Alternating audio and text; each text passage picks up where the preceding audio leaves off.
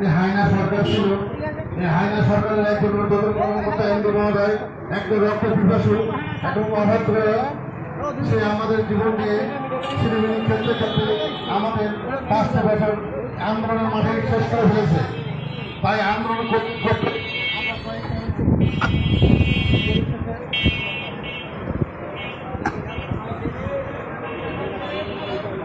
অবশেষে এই মাসে, এই আগস্ট মাসে যখন আমরা নতুন একটা স্বাধীনতার গন্ধ পেলাম, নতুন একটা পতাকা আমাদের মাঝে যখন আমাদের ছাত্র ভাইয়েরা, এই বৈষম্য কোটা আন্দোলনের ভাইয়েরা আমাদেরকে উপহার দিল, তাই এই পতাকার নিচে দাঁড়িয়ে এই ভাইদেরকে বলতে চাই, ভাই আপনারা বৈষম্য বিরোধী আন্দোলন করলেন, সাকসেস করলেন, দেশকে স্বাধীন করলেন, কিন্তু আমরা এখনো এই হায়নার দ্বারে পড়ে আছি, এই রক্ত পিপাসুর দ্বারে পড়ে আছি, এই হায়না সরকারের দোষকদের ঘাড়ে এখনো পড়ে আছি, এই হায়নার গোলামি এখনো করতেছি।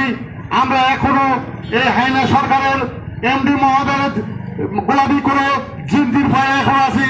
আপনারা আমাদেরকে মুক্ত করুন। বর্তমানে আইন শৃঙ্খলা বাহিনী নিরপেক্ষ, স্বাধীন এবং বিচার বিভাগ স্বাধীন। তাই বিচার বিভাগকে বলতে চাই, বর্তমান আইন শৃঙ্খলা বাহিনীকে বলতে চাই, বর্তমান ডিজিএফআইকে বলতে চাই, এনএসআইকে বলতে চাই, আমাদের এই যৌক্তিক দাবিগুলো আইনগতভাবে তত্ত্বাবধায়ক উপদেষ্টা মহোদয় ডক্টর ইউনূস স্যারকে এবং তার পার্লামেন্টে যে বাহাদুর সরকাররা যারা আছেন তাদের মাঝে পেশ করুন। আমাদের এই যৌক্তিক দাবি আজকে আমরা বৈষম্য বিরোধী আন্দোলনের মাধ্যমে আজকে আমরা যে অত্যাচারিত হয়ে আছি, আজকে আন্দোলন, আজকে রুটি আন্দোলন করতে গিয়ে আজকে কাজ আমরা বিরোধী দিয়েছি। এই কাজ বিরোধী দেওয়াতে আমাদের অফিসের যে বিল বিতরণ এবং রিডিং এর কাজগুলো সম্পূর্ণ বসে আছে এবং অফিসের যারা উদ্যোক্তা মহল তারা নিজেরাই বিল বিতরণ করতেছে, এই বিল গ্রাহকদের মাঝে পরিবেশন করতেছে। এই বিলের দায়িত্ব আমরা নিব না, এই ভোটের বিল এর দায়িত্ব আমরা কখনো গ্রহণ করবো না। তাই গ্রাহক ভাইদেরকে বলতে চাই, আপনারা আমাদের সঙ্গে একমত হন, আমাদের সঙ্গে প্রতিবাদে মিলিত হন। আমাদের প্রতিবাদ একটাই হোক, আমাদের স্থায়ীকরণের চাকরির জন্য গ্রাহক ভাইদেরকে সঙ্গে নিয়ে এবং আমার দিনাজপুরবাসীকে সঙ্গে নিয়ে আমরা এগোতে চাই। আমরা আন্দোলন সফল করে ঘরে ফিরতে চাই। এই বলে আমি আমার বক্তব্য শেষ করছি। এবারে বক্তব্য দেবেন আমাদের শ্রদ্ধেয় বড় ভাই সিদ্দিক ভাই, রংপুর বিভাগীয় সভাপতি। বিসমিল্লাহির রহমানির রহিম। পিস রেড ঐক্য পরিষদ রাজশাহী রংপুর বিভাগ আয়োজিত চাকরি স্থায়ীকরণের দাবিতে আজকের এই মানববন্ধনে দিনাজপুরের 8টি অফিসে, দিনাজপুর সার্কেলের 8টি অফিস নিয়ে আয়োজিত মানববন্ধন কর্মসূচি আমরা পালন করতেছি। বৈষম্য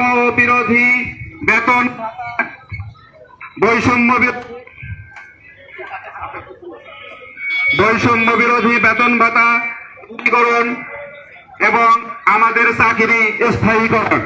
আজকে রংপুর রাজশাহী বিভাগ মিলে 55-56টা অফিস নিয়ে আজকে মানববন্ধন কর্মসূচি পালন করা হচ্ছে। উক্ত কর্মসূচিতে আমাদের একটাই দাবি, আমাদের স্থায়ীকরণ করতে হবে, আমাদের বেতন বৈষম্য দূরীকরণ করতে হবে। প্রিয় সংগ্রামী ভাইরা,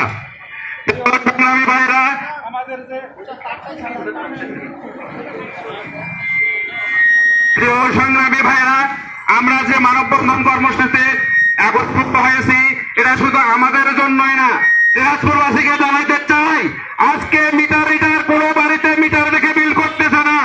আপনারা ভৌতিক বিল পাবেন, আপনারা সঠিকভাবে বিল বাড়িতে পাবেন না।